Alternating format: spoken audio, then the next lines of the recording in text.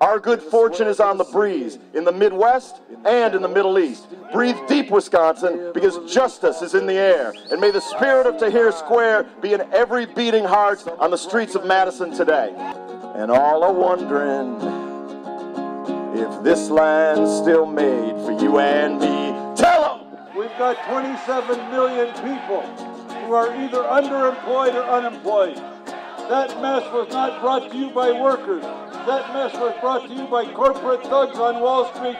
We are here so that the future of all workers, whether unionized or not, are preserved and secured. You are standing on behalf of our children and their future.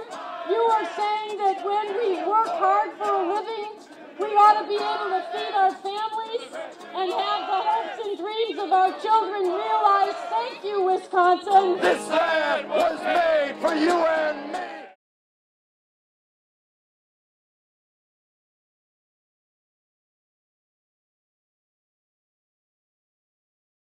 So I'm out here today, and I've been out here all week to advocate for my patients that I serve at the hospital and the community as well. I work the 3 to midnight shift. I come out here every morning beforehand, put in my time, and then I go to 3 to midnight shift. So we'll keep doing this as long as we have to. When I worked at a non-union hospital in Baltimore, you'd have to take 6 or 7 patients while giving chemotherapy. It was a disaster. That's not safe. Here at UW, 3 or 4 patients. I have the time to make sure the chemo is safe, administer it correctly, educate my patients, and even sometimes talk to them as well and help them cope throughout their treatment. So I can see a night and day difference because of the standards that my hospital has, because of our union. I've been a nurse for over 7 years, and I am very proud to say I've worked with cancer patients at UW Hospital for over 3 years. This matter is very personal for me, not just for my patients, for my community, but for me personally. I'm not looking for pity, but I was diagnosed with multiple sclerosis last year. If it weren't for my union, I could have lost my job. During my worst multiple sclerosis relapse last year, I had to miss over 3 months of work. My right leg didn't work well, I couldn't drive or go to work, and the vision in my right eye wasn't good. My doctor has told me that if this disease progresses, I could be in a wheelchair and partially blind within 10 years. Without our union, I could have lost my job, and UW could have replaced me with another nurse. I love my job. I love being a nurse. I love my patients. Because of that, I'm fighting this bill.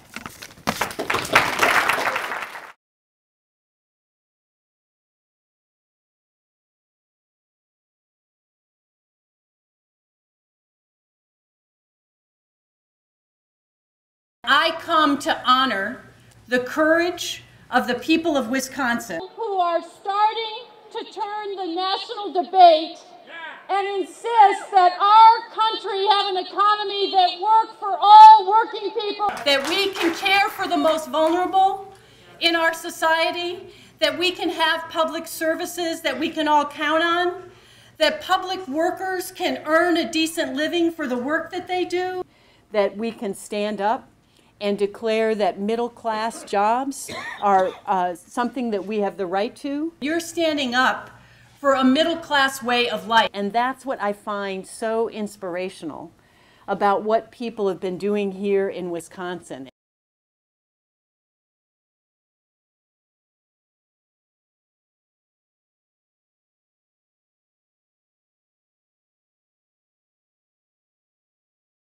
I'm here at the Capitol, and I'm a physical therapist, have been one for 20 years. I work at UW Hospital, and I'm here to fight for not only our rights, my fellow members of SEIU, but I'm fighting for the rights of all the workers at UW Hospital and all the workers across this city, county, and our state. It's not just about workers' rights, but it's also about our patients and protections for our patients.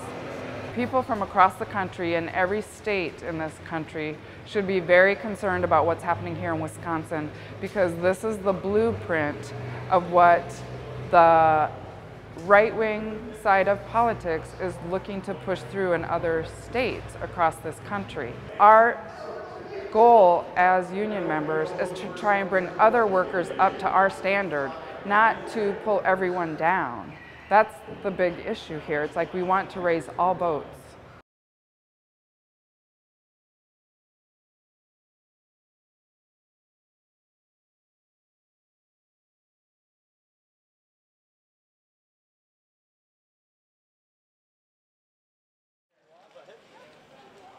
We're giving away pizza because people from all over the world have called and ordered it to help feed the protesters. So we brought our leftover pizzas up to the Capitol. People were staying there overnight talking, and so we took about 8 pizzas up to the Capitol. They were well received, and the next day someone had the idea, and I don't know who, I think it was somebody from the Bay Area in California, called in and said, "I'd like to help feed the protesters." And we said, "Okay, we'll do that." And so we started out taking pizzas, and we'd walk them up to the Capitol and say, "This pizza is from Joe in San Francisco." And it really just grew from there. I was talking with somebody from Antarctica on Facebook last night, and she had just ordered through online ordering. I spoke with someone from Hong Kong today. We've got a chalkboard inside that lists all the countries, but there's a lot. And all 50 states. In all 50 states. And all 50 states. And DC.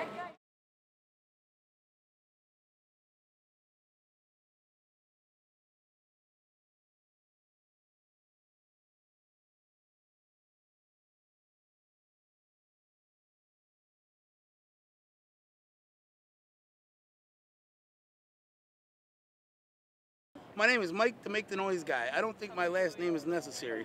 I think that my message is necessary, though. I'm here to make America strong again. I want to do my part to help make America strong again. And part of that is the middle class, whether you're union or not. The middle class is under assault. I'm here to help protect it. I'm here to help prop it up. The wealthy business owners of the state of Wisconsin, America needs their help right now. They need to step up and be heroes. And if they do, then I guarantee that every working class is going to perk up their ears.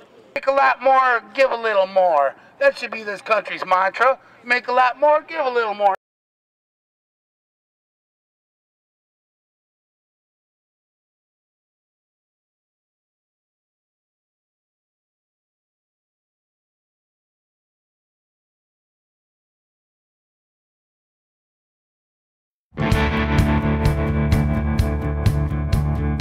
Sign in, come on down. Collective bargaining helps us to help other people. I don't understand why they just don't look at it through our eyes. I really don't. They've went too far, and now it's time to fight back. They thought they were going to take this straight out, take state workers out of the union, and public employees next. We have already pushed them further than they ever thought they'd go. My daughters came to help back their mother, and this is a great educational experience to show what unions have bring. To portray us as people who are always out for more, it's just wrong and it's inaccurate. The services we provide to people are services that they not only need, but they are entitled to. What collective bargaining has done for each and every public worker has allowed us to be treated with dignity and respect. Through collective bargaining, we were able to get the equipment we needed, the body armor, the training. This would not have happened without collective bargaining. We want good jobs now, not SB 5. There is nothing in this bill that will take away the $8 billion deficit, Governor Kasich. It's amazing. All these people have come together like this. Seeing all the people here today has just been really energizing. There is no way we will sit back idle and do nothing. Game on, Mr. Kasich, game on.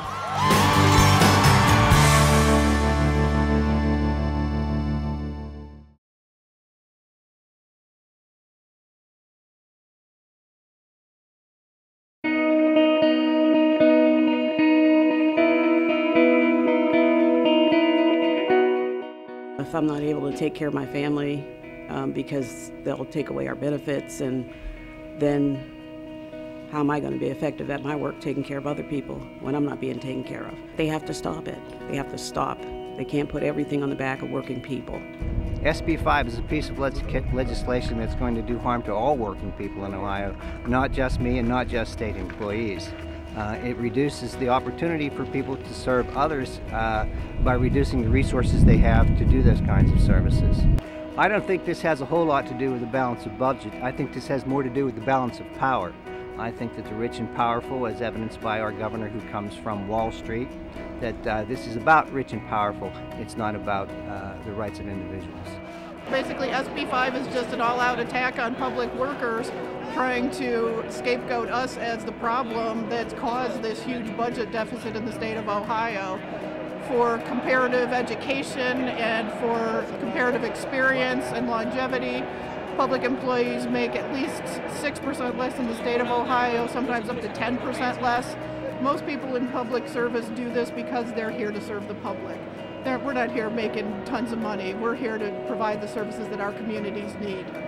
If this administration has their way, I would not be protected, and therefore the services that are provided for those students will diminish.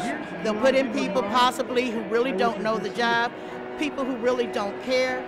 They really don't understand when you take away the services that public employees provide, you're denying the citizens that you're supposed to be representing. I'm in the struggle for the duration. I don't intend to stop. I think that once we stop as working folks, we're going to get exactly what we deserve if we don't fight. And that's going to be, once again, minimum wage jobs, because that's where they want us. Unions are what set the standard of wages. They set the standard of living in your jobs. Your unions are what gave you 5-day work weeks. They're what gave you your overtime. They gave you your vacation time. When you take those away and those folks no longer have any rights, it's going to trickle down. They talk about trickle down economics. Well, if economics will trickle down, you tell me why these types of laws won't trickle down to the private sector.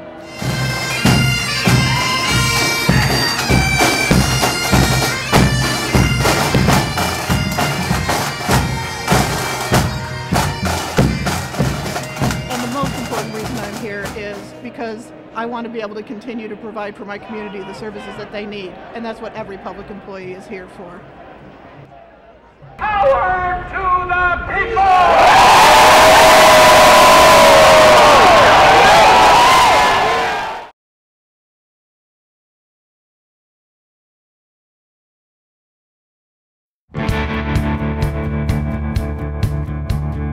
Sign in, come on down. Collective bargaining helps us to help other people. I don't understand why they just don't look at it through our eyes. I really don't. They've went too far, and now it's time to fight back. They thought they were going to take this straight out, take state workers out of the union, and public employees next. We have already pushed them further than they ever thought they'd go. My daughters came to help back their mother, and this is a great educational experience to show what unions have bring. To portray us as people who are always out for more, it's just wrong and it's inaccurate. The services we provide to people are services that they not only need, but they are entitled to. What collective bargaining has done for each and every public worker has allowed us to be treated with dignity and respect. Through collective bargaining, we were able to get the equipment we needed, the body armor, the training. This would not have happened without collective bargaining. We want good jobs now, not SB 5. There is nothing in this bill that will take away the $8 billion deficit, Governor Kasich. It's amazing. All these people have come together like this. Seeing all the people here today has just been really energizing. There is no way we will sit back idle and do nothing.